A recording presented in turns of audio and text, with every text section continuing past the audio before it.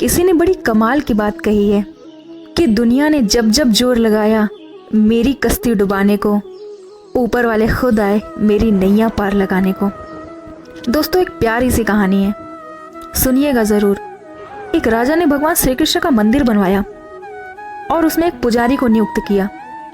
राजा और पुजारी दोनों की उम्र हो चली थी और इतने वर्षों में एक नियम बना हुआ था कि सुबह सुबह राजा जो थे वो मंदिर में एक माला भिजवाते थे।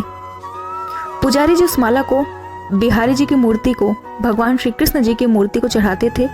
उसके बाद में राजा जब दर्शन करने के लिए आते थे तो पुजारी जी वो माला बिहारी जी की मूर्ति से निकालकर राजा जी के गले में डाल देते थे। ये परंपरा सी बन गई थी।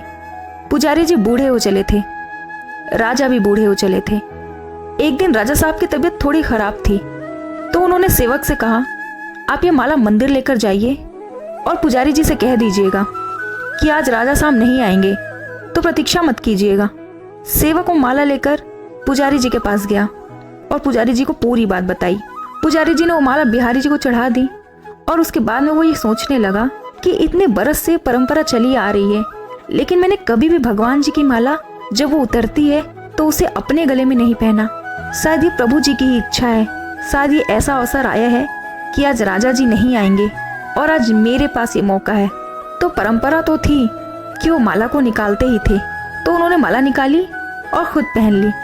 इसी सब के बीच में सेवक जो था वो दौड़ते हुए आया और कहने लगा कि राजा साहब को ठीक नहीं लग रहा है, उन्हें तबीयत खराब सी लग रही है, इसलिए वो प्रभु के दर्शन के लिए आना चाहते हैं। उनकी सवारी आ रही है, उनको लग रहा है ये परंपरा टूट ना जाए, इसलिए वो आ रहे हैं बिहारी जी के दर्शन के लिए। अब जैसे ये बात पंडित जी को पता चली, उन्होंने फटाफट से वो माला अपने गले पर से निकाली और जाकर के वापस बिहारी जी को पहना दी। खुद की उतरी हुई माला, घबराहट में वो समझ नहीं पा रहे थे क्या करें। वो डर गए कि राजा मृत्यु दंड दे देंगे। राजा आए, पुजारी जी ने वही परंपरा जो थी उसको निभाया, बिहारी जी के गले से माला निकाली और राजा साहब को पहना दी। जब माला राजा साहब को पहनाई तो राजा ने देखा कि उस माला में एक सफेद बाल था। राजा ये समझ गए कि ये जो सफेद बाल है ये पुजारी जी का है। पुजारी जी से पूछा, क्या उस माला को आपने पहना था? ये सफेद बाल कहाँ से आया? तो पुजारी जी डर गए। उन्हें लगा कि सच बोलूंगा तो पता नहीं क्या दंड मिलेगा। तो उन्होंने कहा, ये सफेद बाल तो बिहारी जी का है। राजा को और गुस्सा आ गया। उन्हें लगा एक तो ये छल कर रहा है, ऊपर से झूठ बोल रहा। राजा ने कहा, अच्छा तो ये बात है, बिहारी जी के कब से बाल सफेद हो गए?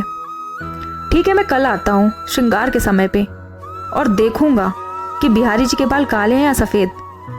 अगर बाल काले निकले, सफेद नहीं निकले, तो कल ही तुमको मृत्यु दंड मिलेगा, क्योंकि आपने बहुत बड़ा छल मेरे साथ किया है। राजा गुस्से में तमतमाता हुआ वहां से चला गया। अब इधर पुजारी जी भगवान श्री कृष्ण की मूर्ति के सामने दंडवत प्रणाम करके माफी मांगने लगे। कहने लगे, मुझे माफ कर दो, मैं लोभ में आ गया। मुझे लगा कि मुझे एक बार वो माला पहननी चाहिए, मुझे बचा लो बिहारी जी। राजा, नहीं तो कल मुझे मौत के घाट उतार देंगे। पूरी रात रोते रहे, विनती करते रहे, प्रार्थना करते रहे। अगली सुबह राजा पहुंचा, श्रृंगार के समय सुबह सुबह, और सबसे पहले जाकर के मुकुट उतारा और बिहारी जी के बाल देखे। राजा चौंक गया क्योंकि बाल सफेद थे।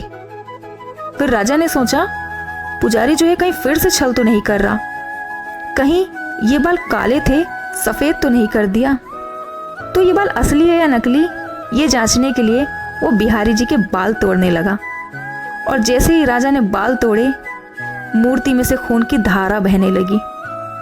राजा प्रभु के चरणों में गिर गए, क्षमा मांगने लगे, माफ कर दो भगवान।